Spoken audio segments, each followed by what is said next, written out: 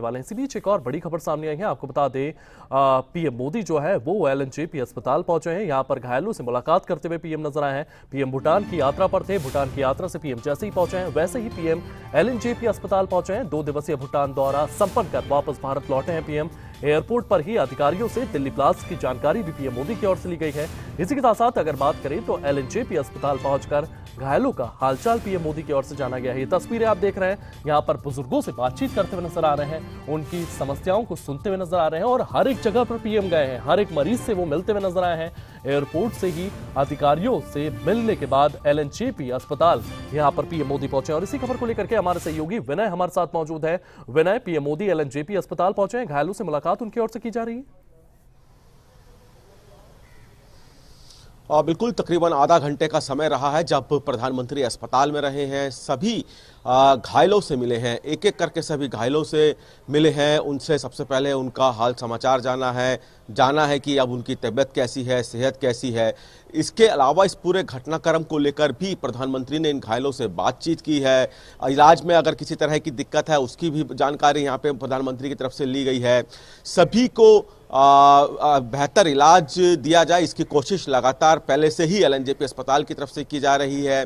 अब जब प्रधानमंत्री ने घायलों से मुलाकात की है तो लाजमी है कि एक बड़ा यहाँ पे घायलों को जिस तरह से उनका हाल समाचार जाना है। और प्रधानमंत्री अब चूंकि भारत में नहीं थे, भूटान थे, भारत की जमीन पर कदम रखते ही उन्होंने सबसे पहले निर्णय अस्पताल जाकर घायलों से मिलने का किया। और जैसे अभी हाल ही में प्रधानमंत्री ने भूटान से भी एक संदेश दिया कि जो भी इस पूरे मामले में दोषी हैं उनको बख्शा नहीं जाएगा, यानी कि सख्त संदेश प्रधानमंत्री भूटान से भी दे चुके हैं।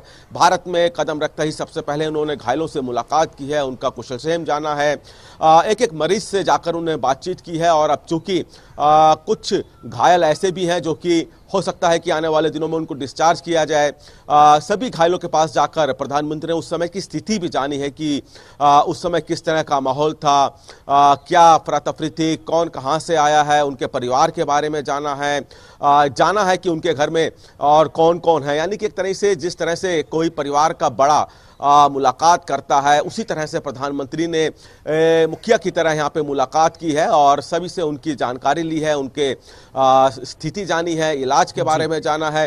बाकायदा चूंकि वहाँ पे खुद एलएनजेपी के सीनियर डॉक्टर भी थे तो उनसे भी हर एक मरीज के बारे में कि किस तरह का इलाज चल रहा है, क्या क्या इनको दिक्कतें आई हैं। क्योंकि इतना ज़्यादा ब्लास्ट था कि वहाँ पे जो लोग जिनकी मृत्यु हुई है वो तो अलग आंकड़ा है, लेकिन जो घायल हुए हैं उनको भी काफ़ी परेशानियों का सामना करना पड़ रहा है। तो चूंकि हर एक मरीज से जब प्रधानमंत्री मुलाकात कर रहे थे, चूंकि उसमें एलएनजेपी अस्पताल के सीनियर डॉक्टर भी साथ थे प्रधानमंत्री के, तो वो हर एक मरीज का विवरण बता रहे थे कि जब घायल अस्पताल आए थे तो उनकी कैसी स्थिति थी, उनका किस तरह का इलाज चल रहा है, अभी क्या स्थिति है, किस मरीज को ठीक होने में और कितना समय लगेगा। तो पूरी जानकारी यहाँ पे एलएनजेपी अस्पताल के जो सीनियर डॉक्टर हैं उनसे भी प्रधानमंत्री ने ली है और साथ ही साथ घायलों से मुलाकात करके उनसे भी पूरा विवरण जाना है कि उनकी अभी फिलहाल कैसी सेहत है। जी विनय, आते से अस्पताल में तमाम घायलों से मुलाकात करते हुए प्रधानमंत्री नजर आए हैं,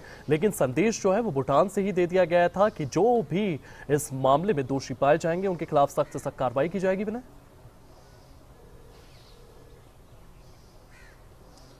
बिल्कुल, प्रधानमंत्री इस पूरे ब्लास्ट के बाद बशर्ते भूटान चले गए थे, लेकिन भूटान में रहकर भी वो भारत में हुए और इस ब्लास्ट को लेकर हर एक पल की जानकारी ले रहे थे। तमाम जो आला एजेंसियों के अधिकारी हैं उनसे संपर्क साधा हुआ था, गृह मंत्रालय से उनका संपर्क साधा हुआ था और इसलिए भूटान की धरती से भी प्रधानमंत्री ने दोषियों को नहीं बख्शा जाएगा इस बात का संदेश दिया।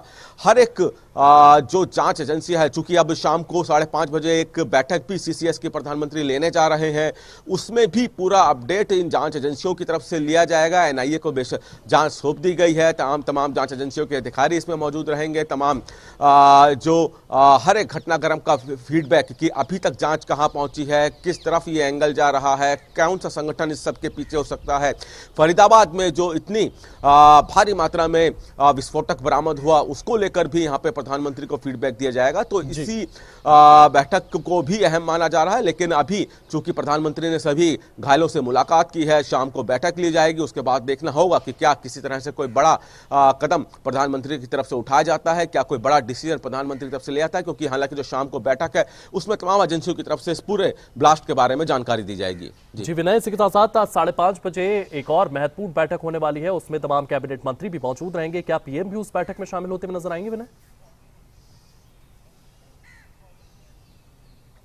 देखिए, प्रधानमंत्री ही उस बैठक को ले रहे हैं। प्रधानमंत्री पे आवास पर यह बैठक होने जा रही है। यह भी माना जा रहा है कि रक्षा मंत्री भी इस बैठक में मौजूद रहेंगे, गृह मंत्री भी इस बैठक में मौजूद हो सकते हैं, तमाम जांच एजेंसियों के अधिकारी इस बैठक में मौजूद रहेंगे। सारे एजेंसियों की तरफ से फीडबैक लिया जाएगा, गृह मंत्रालय की तरफ से फीडबैक दिया जाएगा कि अभी तक कहां तक जांच पहुंची है और इसमें क्या क्या एंगल है। कश्मीर से लेकर फरीदाबाद होते हुए ये पूरा घटनाक्रम चांदनी चौक पहुंचा, तो तमाम जानकारी इस बैठक में प्रधानमंत्री की तरफ से ली जाएगी। जी विनय, इस तमाम जानकारी के लिए आपका बहुत बहुत धन्यवाद। तो प्रधानमंत्री नरेंद्र मोदी एलएनजेपी अस्पताल पहुंचे हैं, यहां पर घायलों से मुलाकात करते हुए नजर आएंगे। इसी के साथ 5:30